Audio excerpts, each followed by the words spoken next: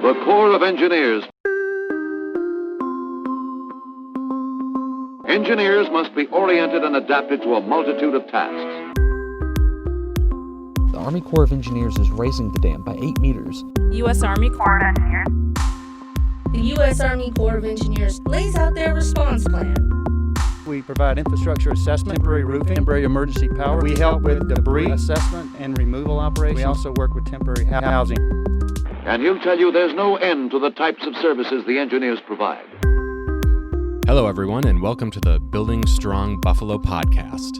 This is the place to get to know the U.S. Army Corps of Engineers Buffalo District, our people, and our stories. My name is Jess Levenson, and I'm a public affairs specialist with the district. Today's guest is Keith Koralewski, the Buffalo District Chief of the Hydraulics and Hydrology and Water Management Section. His background is he's a civil engineer with over 20 years of experience with the Army Corps of Engineers. His experience has mostly covered water resources, including the development of hydrologic and hydraulic models and GIS analysis for floodplain mapping, flood reduction studies, ecosystem restoration projects, and post-hurricane recovery missions. For the past 6 years, he's been the chief of the H&H and Water Management Section. So let's jump right into it with Keith. Keith, thanks so much for being here today. Thank you for having me, Jess. Appreciate it. So Keith, we're going to be talking about water levels on the Great Lakes, and I'm curious, how long have you lived by the Great Lakes? I've lived by the Great Lakes all my life. Grew up just south of the city of Buffalo. Enjoyed the beaches, Buffalo waterfront, Niagara River, Niagara Falls. And it's been an incredible place to enjoy, growing up and including raising a family. Awesome. Now, I think a lot of what we do in the Corps of Engineers is working with and against Mother Nature. And I'm curious if you agree or disagree with that. That's a good question. The way I see it is I would say post-war, post-World War II, the engineers, I think, had a mindset that, we could definitely work against Mother Nature. We have the engineering tools and knowledge to do anything we want to protect people or, withstand even the harshest weather conditions. And so a lot of the projects that were built in the 1940s and 50s through the 70s were really, I think, considered to, keep Mother Nature in check. But as we've seen, not only during those years and those decades, but, beyond that and through 2020, that Mother Nature always wins. So, I think the philosophy has kind of changed over the decades, and we now work with Mother Nature.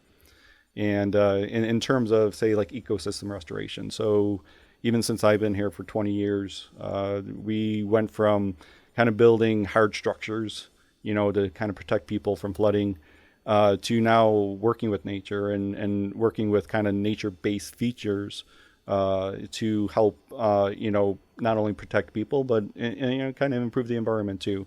So yeah, I mean, it's something where I think we've kind of transitioned over, a couple generations from, trying to control and, work against Mother Nature to, trying to work with her now.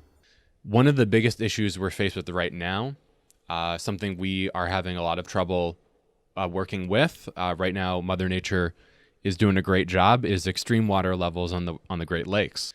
The Great Lakes water levels are always changing. We have extreme lows and extreme highs. For example, levels surged in the 1980s before dropping sharply in the 2000s.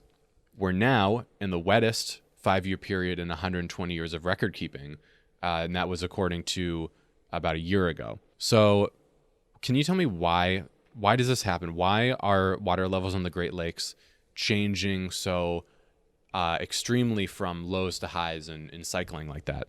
Yeah, the change in water levels, and the cyclical change has always occurred. It's occurred for thousands of years. A lot of the good data that we have is, like you said, only, a little over 100 years old. But we've even in that 100 years have seen, extreme lows during the Dust Bowl years, the 1930s, to now what we're seeing extreme highs. So that pattern, although it's hard to predict, has occurred and will likely always occur. What we're seeing now in terms of the Great Lakes water levels and the extreme highs is, yes, as you mentioned, directly related to Mother Nature. We've seen in the Lake Ontario, not even Lake Ontario, but the whole Great Lakes watershed, record amounts of precipitation over the last 1 to 5 years. And yeah, you mentioned through last year, but that even goes into at least January of 2020. So, we're seeing record amounts of rain. Where that goes from here, it's unfortunately hard to predict. And but yeah, the amount of rain that we've seen, over the last 5 years is certainly the major player in terms of why the levels are so high. So the Great Lakes are a system, and there are relationships between all the Great Lakes in terms of flow and all that. Can you explain a little bit about how water levels in other Great Lakes might be affecting our region? The way it's interconnected, especially in the from Superior down to Erie, is that there is somewhat of we call a hydraulic connection. There is a connection between the flows between each of the Great Lakes into the next Great Lake, into the next Great Lake down to Erie from Superior. And so those, as levels go up, that can affect the flow out of each of those Great Lakes and kind of affect how much water, comes out of the upstream Great Lake, if, like, say, Erie is high right now. So that kind of impact the amount of flow that comes out of Michigan and Huron. Ontario is a little unique in that it is disconnected from Lake Erie with Niagara Falls. Whatever levels are occurring on Lake Ontario doesn't affect Lake Erie. However, obviously, the outflows from Erie that go into Ontario certainly affect the levels on Lake Ontario. So that's kind of how they're all interconnected. And as lakes go, as man-made reservoirs also go, is that there is some storage, so it takes time. If you have rain events, it takes time to essentially, quote unquote, fill up the lake. So that, those levels, it will change slowly, relatively slowly over time as compared to a river that can change quickly, several feet in a day or in hours. That's really interesting because for me, it's difficult to imagine precipitation can, it's a rainy day. It's annoying, and that's my extent of what I think about rain. But it's actually, you're saying it's increasing these water levels along miles and miles, and an amazing amount of water is actually added to the Great Lakes. It is a very difficult concept to really, put your head around. Like you said, the last 5 years, we have seen more precipitation, at least on, from the data we see on the U.S. side of the Great Lakes falling into the Great Lakes Basin. Then, since 1895, the records go back to. That is, it is a hard concept to understand that, because, yeah, I mean, and, we live in Buffalo. Maybe, it's not so bad in Buffalo for the last, a month or two or year or whatever, but it doesn't mean that other areas within that watershed, out in Michigan, Illinois, and things of that nature, Wisconsin, they could be getting a lot of rain. So even though it's not bad here, you could still see impacts on Lake Erie and Lake Ontario because of what's happening upstream. So another thing that I would need education on, and another thing that is hard for me to comprehend, is who actually controls the water levels and which structures affect them. Can you talk about that and help me understand what's going on there? Sure. So first, there's of the 5 Great Lakes, only 2 are regulated. That's Lake Superior and Lake Ontario. For the sake of our discussion here and with the Buffalo District, I'll focus more on, in terms of regulation, Lake Ontario. But the other 3 Great Lakes, Lake Erie, Michigan, and Huron, those are unregulated. So their outflows are controlled by basically the level. As levels go up, their outflows increase. As levels go down, their outflows decrease naturally. And you started off and you mentioned that, who controls water levels. And it's important to kind of, bring... it's kind of important to mention that, in terms of Lake Ontario and the International Lake Ontario St. Lawrence River Board, they control outflow and not necessarily levels. It's it's kind of important to note that because, people may think that, well, if you're controlling outflow, you are controlling levels. And there's some truth to that, but it's a minor impact because what the board cannot control, as we've been talking about, is Mother Nature. So that board, are they responsible for Plan 2014?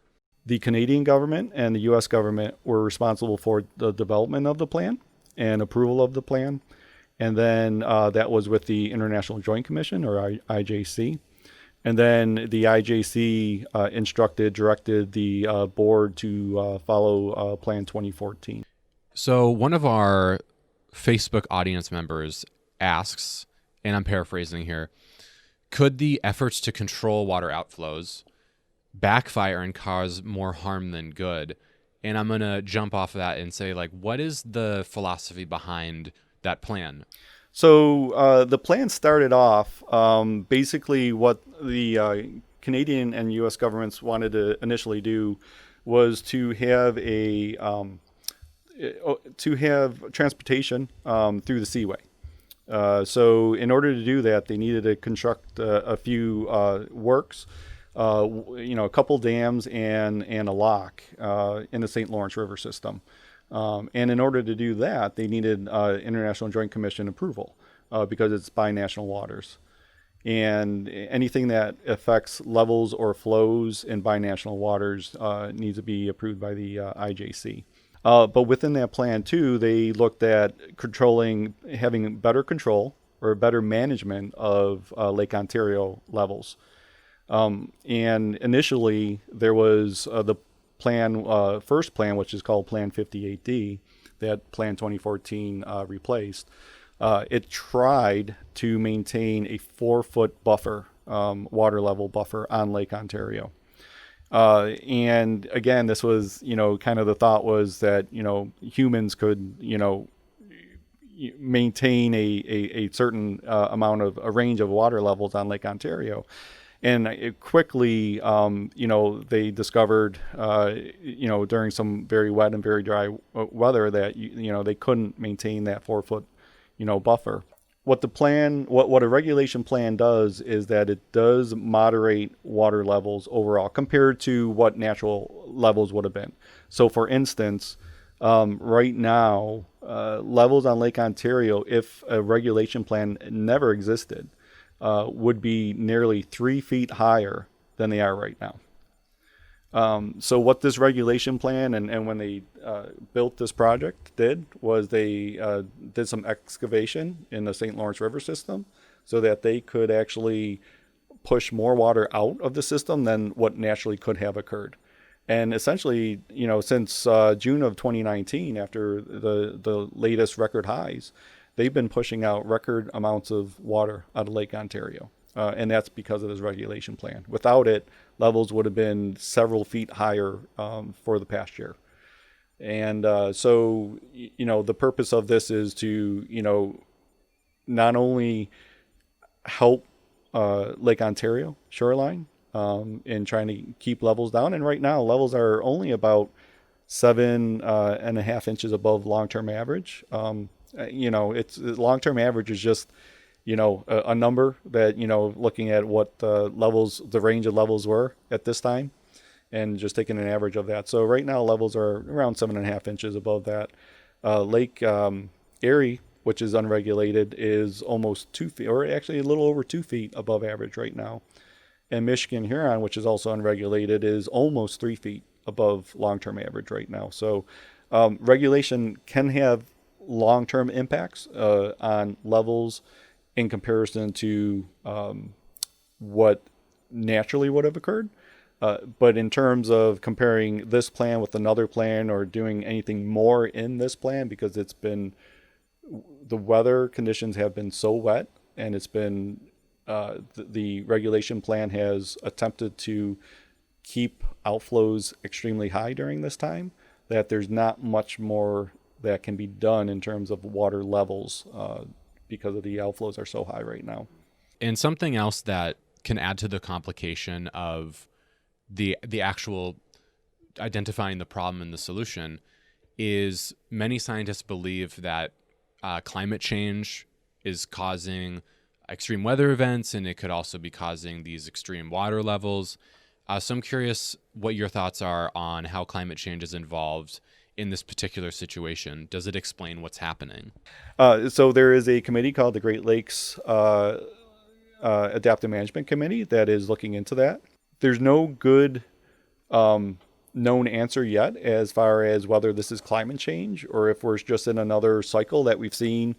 As you mentioned, in the 80s, we've also seen highs in the 70s and the 90s and other years too. So it could be we're just not sure right now if this is cyclical or if this is something to do with climate change.